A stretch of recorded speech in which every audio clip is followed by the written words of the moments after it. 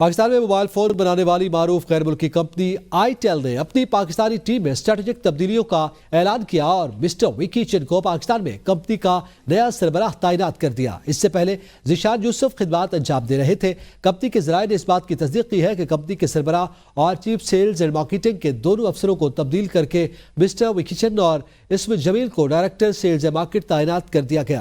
واضح رہے کمپنی پاکستان میں درجنوں سمارٹ فون اور فیچرز فون بناتی ہے اور دنیا بھر میں $75 سے کم فون بنانے والی نمبر 1 کمپنی ہے۔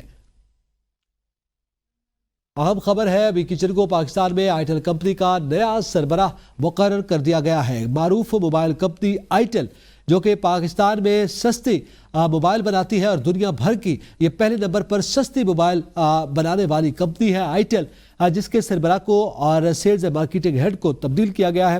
وکی چن کو جو ہے وہ تبدیل اس سے پہلے ذیشان یوسف اس کے ہیڈ کر رہے تھے، ان کی جگہ وکی چن کو لایا گیا ہے اور اس کے ساتھ ساتھ اسم جمیل جو ہے وہ بھی سیلز اینڈ مارکیٹنگ کو دیکھ رہے ہیں۔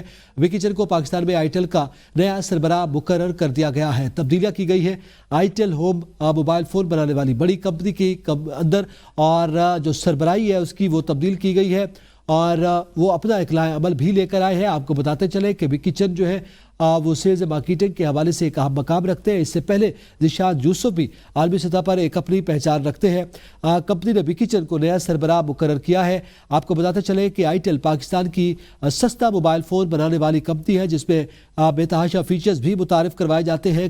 دنیا بھر میں $75 سے کم پیسوں میں ملنے والا یہ فون جو ہے اس میں دنیا بھر میں یہ کمپنی پہلے نمبر پہ ہے جو $75 سے کم کے موبائل فون فراہم کر رہی ہے، اور اس طرح سے اس کمپنی کا اپنا مقام ہے اور اس کی مارکیٹنگ اور سیلز کے حوالے سے اس کی سربراہی میں بنیادی تبدیلیاں کی گئی ہیں۔ پاکستان میں آئی ٹیل کمپنی کا سربراہ تبدیل کر دیا گیا۔ معروف موبائل کمپنی آئی ٹیل کو پاکستانی ٹیم میں اسٹریٹجک تبدیلیوں کا اعلان۔ وکی چن کو پاکستان میں آئی ٹیل کمپنی کا نیا سربراہ تعینات کیا گیا ہے۔